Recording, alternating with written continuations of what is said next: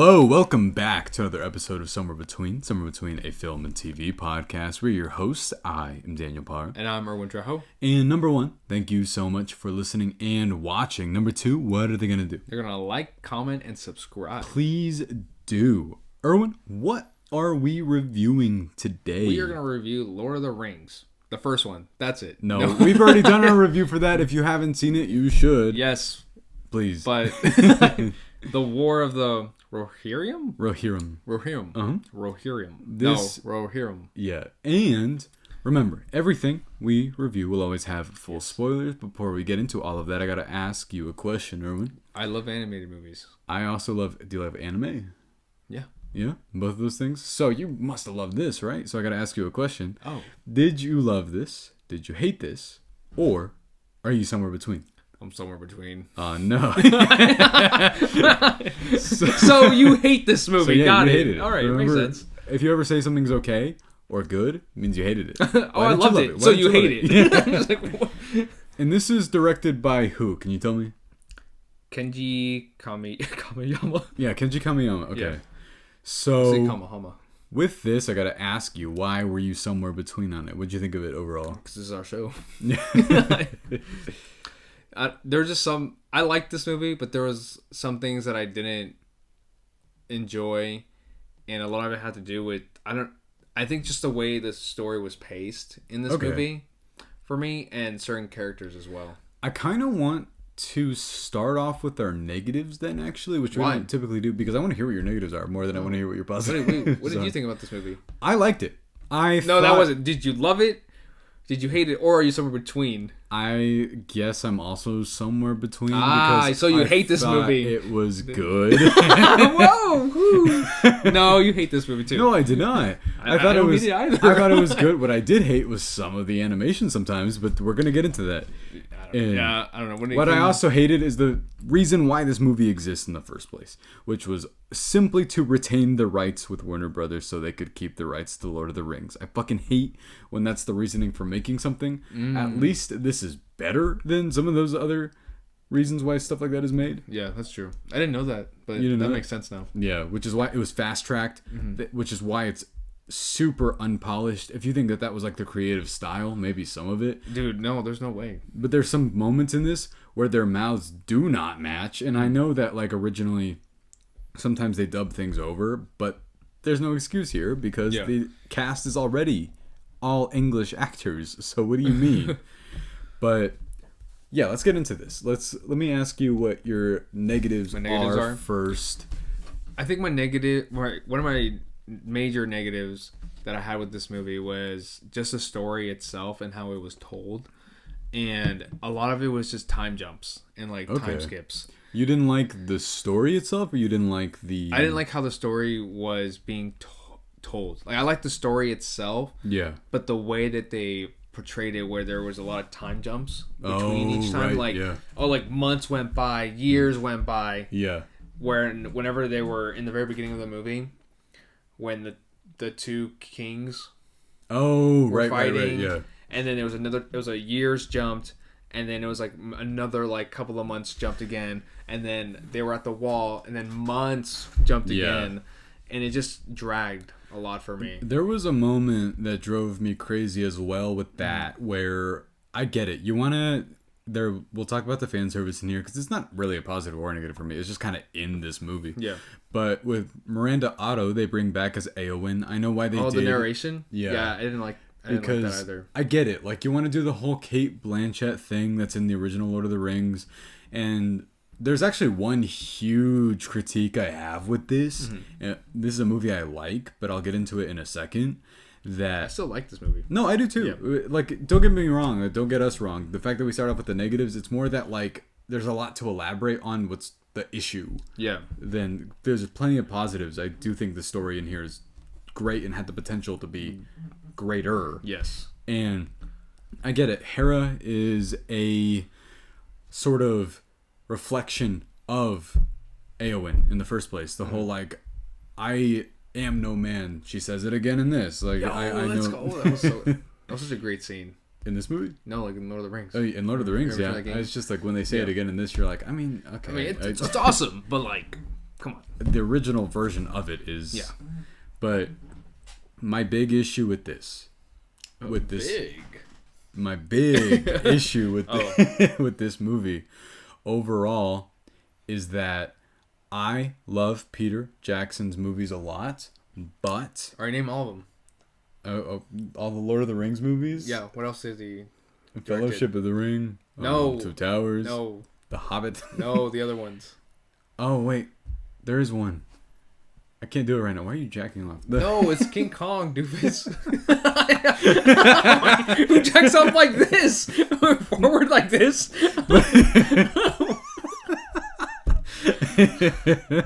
But a lot of people miss this universe. I like the Hobbit movies more than I do too. A lot of people. Like I love the Hobbit movies. This takes so much visual inspiration from the Peter Jackson movies, obviously, but still doesn't feel like the same world at all. No. I felt like this movie was similar to how a lot of other medieval like movies or shows were like it reminded me a lot of Game of Thrones, more so than like Lord of the Rings, but the fact that they have certain like elements like orcs and like other characters involved, and like the map and like wherever they were as well, that it was Lord of the Rings, obviously. But I just gave that sense. But I think just because the lack or how it was just about this one small battle throughout the entire area. Are you gonna keep your hand then? Are you nervous? I'm just like, what are you doing? What? I'm not doing anything. It's distracting me. But you can keep talking. Okay. But no, I mean, it's called War of the Rohirrim, but then there's just the one battle the entire time. And I still felt like, I mean, they even say, you said Game of Thrones, they even say, oh, a winter is coming on. And I was just like, the hell? Wait. You didn't hear that whenever they say that? It threw me off because I was just like, that's the wrong franchise. But my other big critique is the animation sometimes in this isn't great. And I mean, even with the trailer itself, it just didn't look, I don't know, it didn't look great. I think just because we have come so far when it comes to animated movies too. Don't get me wrong, I love watching older animated movies too, especially when it's been drawn out. Oh yeah, so it looks amazing. But now it's just we're getting to the point where it just looks so realistic. Yeah. Or just like finished. Too. I think that's the main thing. Sometimes it looks great. Sometimes it just, like certain scenes very clearly were worked on more than other ones because there'll be scenes like where shading is over half of someone's face and it looks great, and there's so much stuff. Whoever like was doing the drawing on this, or it's probably a lot of it was CG. You can tell. There's a moment where like an elephant busts through something like these brick. I was like, ugh. But you can tell which scenes were dedicated more time to, and one of the most pivotal ones for me, because I thought the concept was great, but then they like, kept covering it up with snow, and I couldn't help but wonder if it was because they hadn't finished it. Yeah, was Brian Cox's character's big like final scene, which was such a great idea. Oh, that was the whole like we said that we didn't like the narration. When it benefits is when she's like, and they found him standing in place. Oh, yes. And I was like, that's great. Wait, in moments like that, though, did you ever get that feeling where whenever it cuts to moments like that, that it was just like the way that we as the audience are like reading it from a story, but that he actually didn't happen that way? No, for sure. I thought that because at the very beginning they say there are tales older than the One Ring, and obviously that to me, whenever Lord of the Rings, even the original one, they make this whole point about, oh, well, will stories be told about us? It very clearly, like, this to me felt like whenever... Sorry, guys, my dogs are barking. Yeah. Whenever Gandalf is telling the stories at, like, the fireworks show in Fellowship. Yeah. and we're like, oh, have you ever heard this story about this one king who died fighting people in frozen place? It feels like that. Like, okay, yeah, that's because that's what I thought it would happen. It's like, how would he just freeze over? Like, you see all these people down, and he just froze over like this is holding. But then again, it's like it makes you think too of like how cold like those nights were too. But I don't know. No, I've never been weird about logic in universes, like cause how some people are about Star Wars. But, I mean, I think it's like in every franchise. But the thing was, this is canonical to Peter Jackson's Lord of the Rings. Some of the achievements that some of these characters do in this movie cannot be pulled off in those. Because there's a moment where, I mean, don't get me wrong, I do think Brian Cox's character is the best part of this movie, and he's not in it nearly enough as not at all. He's supposed to be. You know which characters I really liked but weren't in it as much? The brothers. Oh yeah, the ones that are very obviously voiced by the what are they? The hobbits. No. That was the orcs. Oh, the orcs? The orcs were voiced by the hobbits. I was wondering who. Yeah. Okay. That's what I looked at. I was like, they sound familiar. Yeah. And so then that's what I looked it up. I was like, oh, those were the orcs. Yeah. But it was I don't know who the brothers were voiced by. Because I was trying to figure out. Wait, maybe Halith? Freka. Okay, because I was trying to figure that out. Because I was like, okay, they're obviously in this somewhere. I just don't know who it is. And what characters did you not like that you were talking about? Oh shoot. I didn't like I don't know, I was going to say busboy. Oh, the Hobbit? No. The not Hobbit? That's supposed to be a not Hobbit? It seemed like the short guy that was like, I'm your protector. Sure. Yeah, I didn't like him. I didn't like him either. Who else didn't I like? I didn't like, I guess not just like characters I didn't like, but how they utilize certain characters. Okay. Because I didn't like, like the brothers, how they weren't really utilized as much. They were barely, and it was like, but they had so many like great moments though too, where you're like, oh, I want more of that. Yeah. And they just didn't give it to us. And just more of just them and like their side and like what they want. Yeah. And also with the dad as well in the movie, Brian Cox's character. Okay, yeah. And just like they didn't utilize him as much as Not nearly enough. Yeah. He's very clearly the strong point to me of this movie. But I agree with you about the busboy. But I just didn't know about that guy. I was just like, what's he doing here? And whenever you're like, I guess he's pivotal in the sense that she figures out that one guy's going to betray him that also looks like the guy from Two Towers. Oh, yeah. So, I don't know. But that, and then I thought the pacing as well was all over the place. This movie's long. It's like 2 hours and 14 minutes, which, I mean, an animated movie that long is already an achievement all on its own. But the first half of this is really wonky. I agree in terms of its pacing, because the whole event of punching someone and killing them in one move, that's cool as hell. Dude, that's so cool. I was like, is he like some kind of a god? No, and that's why, like, again, that sounds like a story. Where you're like, that makes sense. Where they're like, oh my god, have you heard this story? The way he was just like jumping up and down, killing that one like ice beast. Oh yeah, he was like, boom, boom, boom, boom. I was like, what is he doing? That's why I was just like, is this supposed to be canonical in the sense that this is a fable within the Lord of the Rings universe? And I know people get weird about the Lord of the Rings universe too. This is based off an appendix in the Silmarillion, I think. Oh, like from the book? Yeah. Okay. But this is based off of something that J.R.R. Tolkien wrote. And the reason why they say that in this, logically, why you won't ever hear the story of Héra is because she's unnamed in that writing that he does. It's everybody else that's named, I guess. Yeah. And I like her in this. I liked Héra, yeah. I felt like they could have done more with her, just generally speaking. I did like the wolf. He's that's a great villain, actually. Yeah, the way, but that's because you understand his reasoning a lot.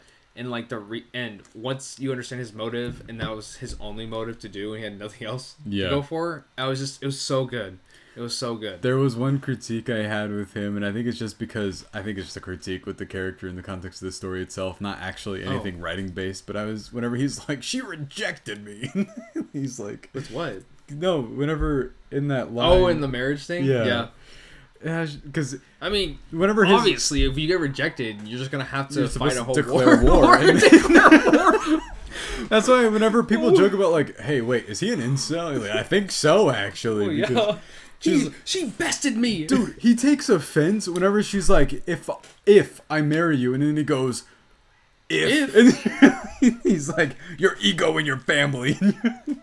Look what the fuck is wrong with you? He went on to kill her entire family. No, and then he's like, "I'm gonna make you feel what I felt." I was like, "Dude, you've already killed like I don't know how many of her family members. You've done it. You've done enough." Yeah, man. and then he's like, "No." Whenever he says, "I'm gonna make you feel the way I felt because I was lonely for years," you did that. You did that. You chose to be by yourself. Because they even said in the whole passage of time thing with the narrator, they're like, he was gone for years. No one had heard from him, and then he shows back up. Moments like that though too, where I'm like, I don't like this like. No, and then he shows back up, and he's in Isengard, and he has a whole army with him already. Yeah. He clearly wasn't alone for too long. He has a second in command. Like he's not alone. Who was his boy, and then he kept disregarding, which I didn't like very much. Not at all.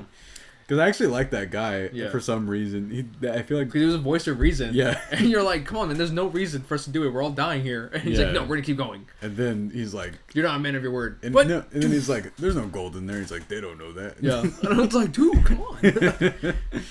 But that's more of my positive stuff. Yeah. So before we get into that, I do also want to agree with you with the pacing like a lot though in the first part of it. Because I think once they were actually in the wall, it got a lot better. Yeah, because we just reviewed the extended editions recently, and those movies, I don't know how they're paced like that, but they are. Sure, you feel like you've been watching them for a while, but like, that's different than... Yeah, but I feel like with the extended ones, they just get a... I say they get a pass just because if you're watching something for an extended period of time, that it's just... Eventually, you're going to realize, I'm watching this for a while. Like, no, yeah, while. But like, everything's always... interesting and captivating. Here occasionally you're just sort of like, I mean, I don't love this, so. I didn't realize this movie was over 2 hours. Yeah, it's like 2:15 or something like that. I would want more from this movie. Yeah, but the fact that it was already over 2 hours, I don't know what else I would want. Well, we did start off with our negatives, so now I think people just think we hate this movie. So yeah, that's true. Let's go into our positives because that's about it for me with all that. Yeah. What did you like about this? What I liked about this movie was definitely the characters that they introduced. Yeah. And, like, I don't know, just, like, I didn't realize how well they utilized, like, such a small story and made it into such an expansive movie itself. And made me realize, wow, I really loved, like, the world that we're back in again. Even though it doesn't fully feel like it, but I do think that it's Lord of the Rings inspired for sure. I mean, it's literally based off of the events and how it earned the name Helm's Deep and everything. But in terms of that, I miss this world all the time. Like, it's one of those things where you do miss how well fleshed out everything is here. I like that one character too, the older lady with the broken shield that's like unbroken. Yeah. The one that shows up and she's just kind of like been living in their walls. Yeah. She's great.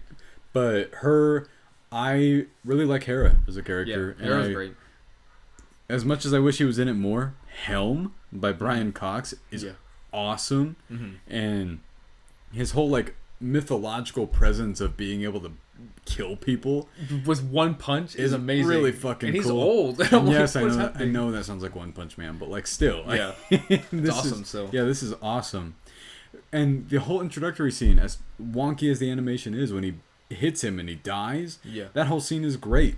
You felt the tension there. That was amazing.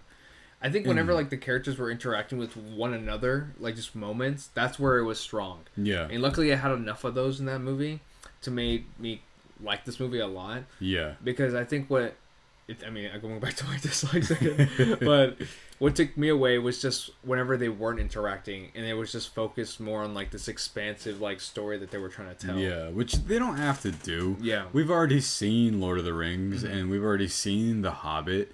If you're going to go back to this, tell like a personalized story in the context of Lord of the Rings, because I don't think everything needs to be a war. Like, it's fine that the entire basis of the story itself about a woman saying no to like marriage, and then it escalates family tension between two different families. That's awesome. And then like what they do back and forth in terms of, I mean, I guess you could escalate it to a battle, but everything outside of that with Wulf and the reason why he takes it so personally and everything. First it was his father, then you kind of realize he's just kind of like been excusing himself to do like horrible shit for most of the movie. Happens when you have the lack of a father figure.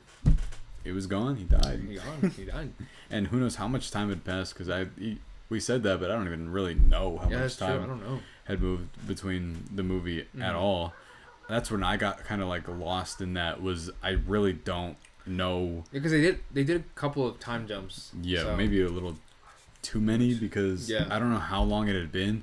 I don't know how long they were in Helm's Deep either, because then all of a sudden it was like sunny but still snowy, and then they were like, this winter's been killing us. And like, how long has it been? Yeah. I don't know. I have no clue.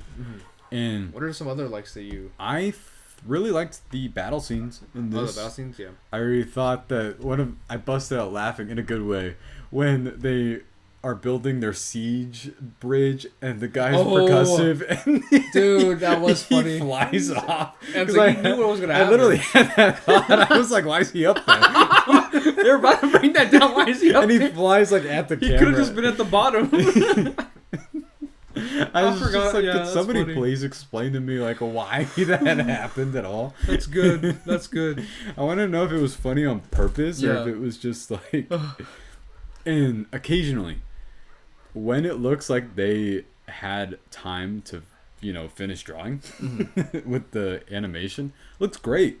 Oh, yeah. There's a couple of shots. There's one of Héra up in like it's a cliff or something where she's looking off, and there's like a kind of golden background, but then the forefront is like this blue on the cliff that she's on. Oh, okay. All the mixtures of colors and stuff I think is great. And this did address the whole eagle problem that people have with Lord of the Rings. They do get involved in this one. And then they literally say... eagle. Yeah. And then they say, they can actually understand human tongue. And I'm like, I don't think they've ever actually stated that before. Oh, okay. But what about you? Do you have any more? No, I think everything's been mentioned in my part. Really? Yeah. Let's talk about the somewhere between of this. I think that the fan service was kind of... Oh, yeah. I forgot. I blanked out on that. Yeah. I think because it just happened so fast and it was just dropped in there. Yeah. And I was like, oh, okay. Like, did you like it? Did you dislike it? No, I just didn't think of anything. I was like, okay, I mean, they're there. What else would I expect? I'm a huge, gigantic Lord of the Rings fan. I've it's one of those things where I can tell you I've read it all. I've read the Silmarillion too for some reason. And it's just like history shit. Yeah. And The Hobbit. And when Saruman shows up, voiced by the belated, is it Christopher Lee? Yeah, Christopher Lee. That, I mean, it's cool. He gets one line, and you're... Pretty sure it was like a reused line. Yeah, it is. It's like an archival thing, which thank God. Please don't. Like, when people do AI and stuff, it's just like, don't. But it's just sort of like, I can help you if you want. Yeah. That's basically what he says. And you're like, that's Saruman. Saruman the White. And then the final part of the movie, I don't know. It was fine. I just don't understand why they went about doing it this way, where they're like, I got a letter from a wizard. And then they even show the logo. I'm like, it's Gandalf. And then they're like, does he have a name? And then they say, he goes by many names. And then I thought that they were just going to stop talking. Yeah, I thought so too. Because you're like, I know who that is. They even play the music cue from the original. Yeah, everybody knows Gandalf. Who he is and everything. And then they go, Gandalf. I was like, okay, well. There we go. Woo! That was worth it. You're like, I thought it was Radagast the Brown for a second from The Hobbit. But I thought it was Bilbo. He's not. I don't know. With the fan service in this, like, it's just weird. I've never felt neutral on because you're supposed to point at the screen basically, and I don't know why like sword jacket. I don't know why orcs were in this either. They were just there in the mountain. Yeah, they were just kind of hanging out, and then they were like, what does Mordor want with rings? Like, I don't know. And like and then But then the fact that they had that one shot of a ring, it wasn't the ring, but it was just a ring. That looked exactly like the ring. Yeah, you said 100% the trailer shot. Yes. It's just one of those things. It wouldn't have made sense, though. I don't know. Then again, I don't know. So I mean, supposedly that thing had been making rounds all over the place to who knows where. So the ring is a whore. Yeah, yeah. I mean, yeah, it was trying to get back to its owner, so it was being passed around. Like what? Okay, why don't stop saying it like that? What? It's just a ring. It's you just called a thing. it a whore, not me. Well, I don't take it back. So. But yeah, the fan service was fine. I didn't love it or dislike it. Yeah. I felt like the orc thing was a little forced only because I was just like, what the hell are they doing here? But now that you told me who they were voiced by, it's probably just so they could do that. Yeah. And then again, they could have just been voiced by anybody, so. That's also true. I don't know. And I liked the inclusion of Miranda Otto as Éowyn again, even though, I don't know. It's one of those movies where I'm surprised it got a theater release. It felt like an HBO Max thing. But I'm not mad that I saw it. I'm not mad it exists. It is good. Like I am Mad Max. A Mad Max saga. Yeah. But overall, what'd you think of this? I liked it. Yeah? Yeah. I liked it. Had a few issues with it, but I would give it a 3.5. Okay. Yeah. I thought it was good. I thought it was solid. I would, if somebody said, hey, I'm thinking about watching that, I'd be like, it's good. Yeah, I would watch it. Like, especially if you're a big fan of Lord of the Rings. Yeah, I mean, if that world itself. Yeah, you would enjoy it. I'll say if you're a big fan, I'm pretty sure you would go ahead and see this because unless you have an issue with anime, I know it's not for everybody, and this isn't the best introduction to it because the animation's a little bit too choppy. I kept thinking about how even TV shows on a TV level, like My Hero or Demon Slayer, look better than this does. Yeah. And I mean, hey, don't get me wrong. I've watched shows I love where animation gets in the way of its storytelling. I'm looking at you, Black Clover. I still love you, but it's that's so true. There's so many episodes that look bad. Yeah, sometimes animation gets in the way of proper storytelling, which is how I felt about this one, just a little bit. But I thought it was good. I also gave it a 3.5 out of 5. I think. Hey, nice. I think it's worth your time if you want to see it. Yeah. I'm not gonna tell anybody to go out of their way to unless they already want to. Yeah. Do you know how much it made? Not a lot. It's not doing well. But what movie this week is making the most? If I were to guess, probably Moana. But, okay. But that's overall, crazy. This movie was made just because Warner Brothers wanted to keep the rights. Who would the rights go back to? I think the Tolkien estate. Okay. And what would they do? I don't know. I guess nothing. Just have it. Oh. And people get greedy. Oh yeah.